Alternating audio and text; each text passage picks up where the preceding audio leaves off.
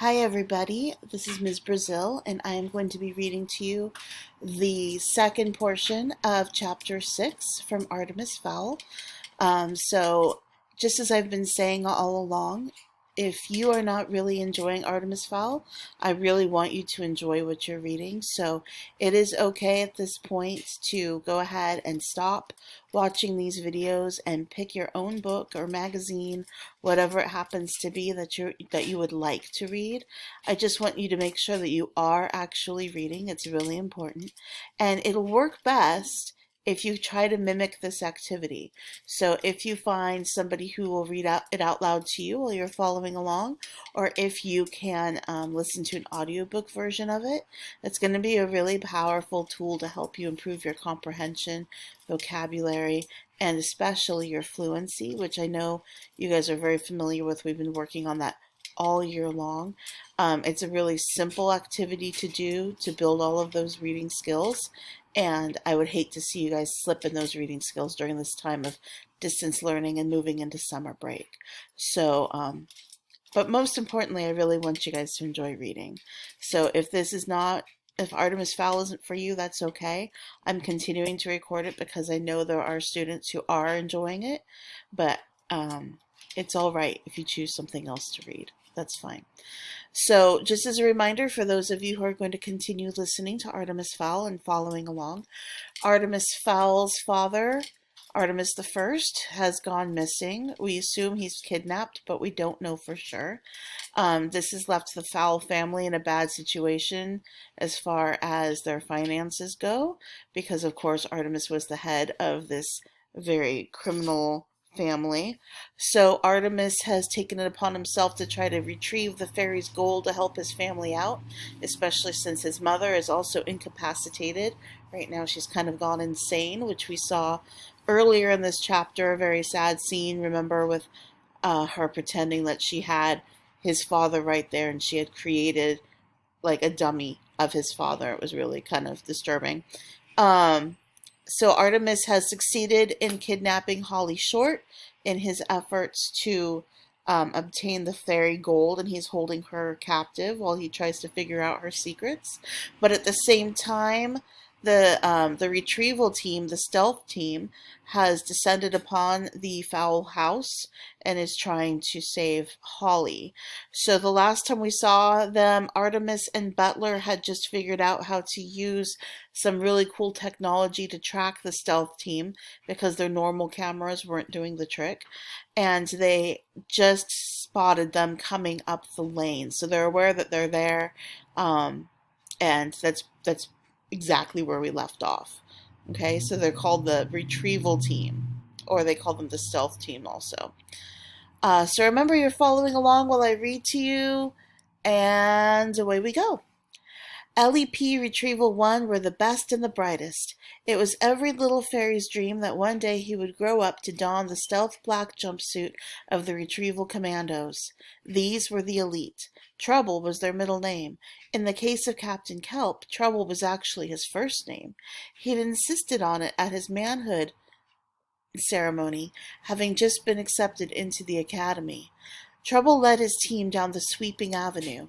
As usual, he took the point position himself, determined to be the first into the fray if, as he fervently hoped, a fray developed. "Check in," he whispered into the mic that wound snake-like from his helmet. "Negative on 1. Nothing, Captain. A big negatory, Trouble." Captain Kelp winced. "We're in the field, Corporal. Follow procedure." "But Mummy said—" "I don't care what Mummy said, Corporal. Rank is rank. You'll refer to me as Captain Kelp." "Yes, sir, Captain," sulked the corporal. "But don't ask me to iron your tunic any more." Trouble zeroed in on his brother's channel, shutting out the rest of the squad. "Shut up about Mummy, will you? And the ironing. You're only on this mission because I requested you. Now start acting like a professional or get back to the perimeter." "Okay, Trubs."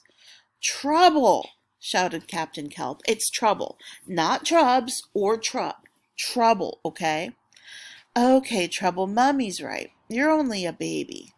Swearing very unprofessionally, Captain Kelp switched his headset back to the open channel. He was just in time to hear an unusual sound. Ark.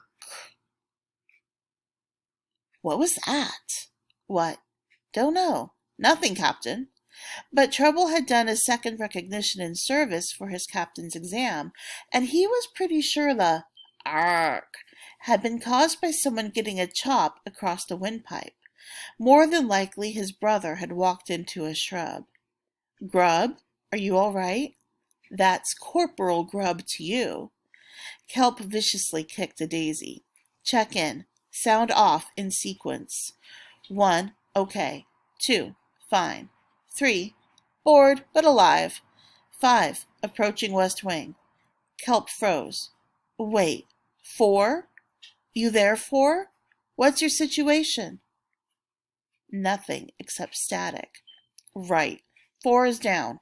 Possibly an equipment malfunction. Still, we can't afford to take any chances. Regroup by the main door. Retrieval 1 crept together, making slightly less noise than a silk spider. Kelp did a quick head count. 11. 1 short of a full complement. 4 was probably wandering around the rose bushes, wondering why nobody was talking to him.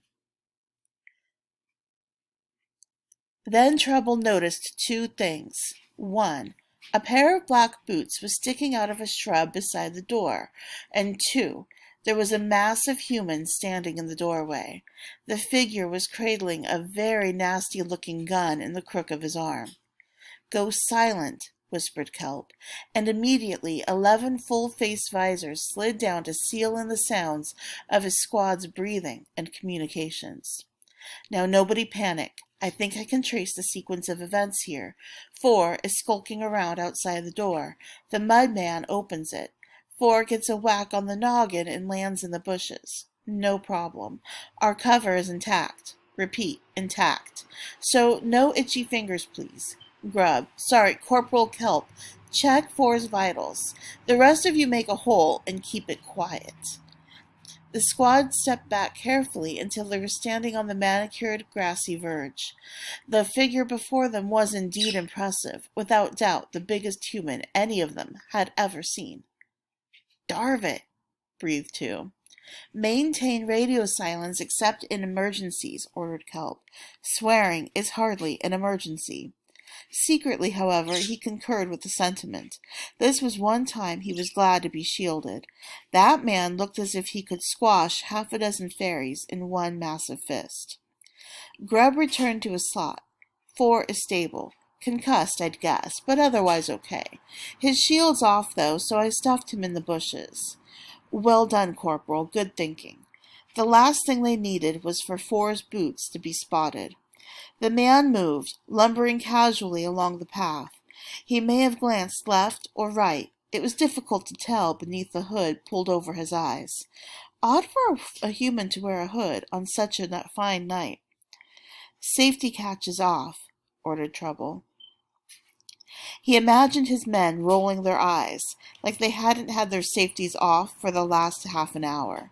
Still, you had to go by the book in case of a tribunal later on. There was a time when retrieval blasted first and answered questions never. But not anymore. Now there was always some do-gooder civilian banging on about civil rights. Even for humans. Would you believe it? The man-mountain stopped, right in the middle of the squad. If he had been able to see them, it would be the perfect tactical position. Their own firearms were virtually useless, as they would probably do more damage to each other than the human. Fortunately, the entire squad was invisible, with the exception of 4, who was safely secreted in what appeared to be a rhododendron. Buzz batons, fire 'em up. Just in case. No harm in being cautious. And when the LEP officers were switching weapons, right at that moment when their hands were fumbling with holsters, that's when the mudman spoke. Evening, gentlemen, he said, sweeping back his hood. Funny that, thought Trouble. It was almost as if... Then he saw the makeshift goggles. Cover! He screamed. Cover! But it was too late. No option but to stand and fight, and that was no option at all. Butler could have taken them from the parapet, one at a time with the ivory hunter's rifle. But that wasn't the plan.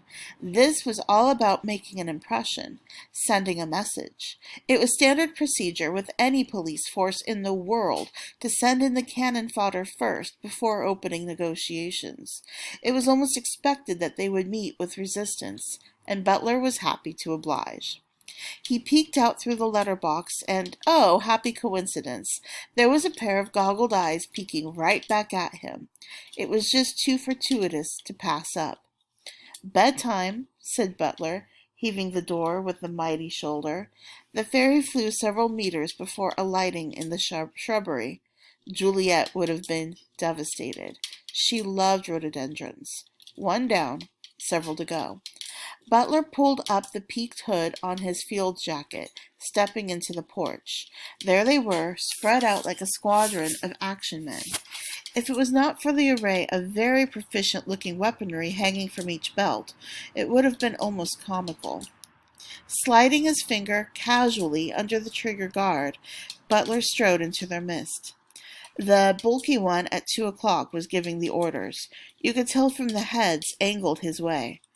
The leader gave a command, and the squad switched to close-quarters weapons. It made sense. They'd only cut themselves to pieces with firearms.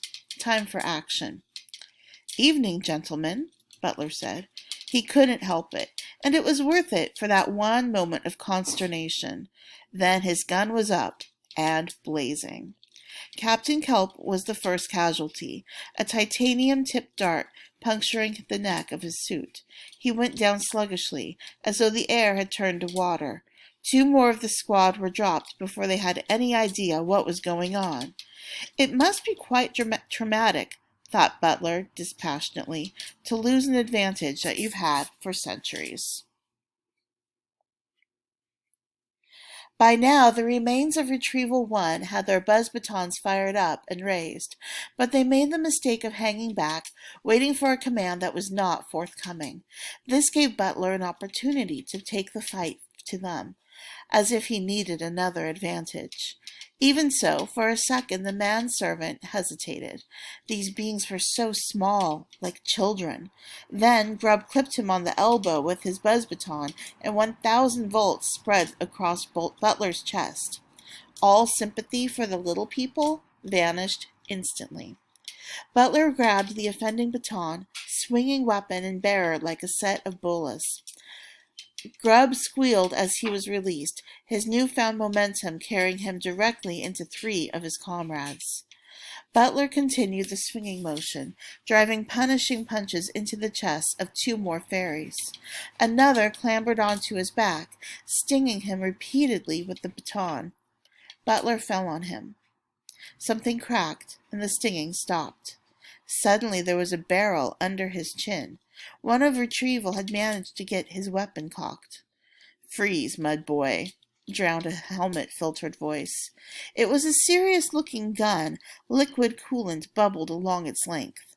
"Just give me a reason." Butler rolled his eyes. Different race, same macho clichés. He slapped the fairy open-handed. To the little man it must have been like the sky falling on his head. "That reason enough for you?" Butler scrambled to his feet. Fairy bodies were scattered around him in various stages of shock and unconsciousness.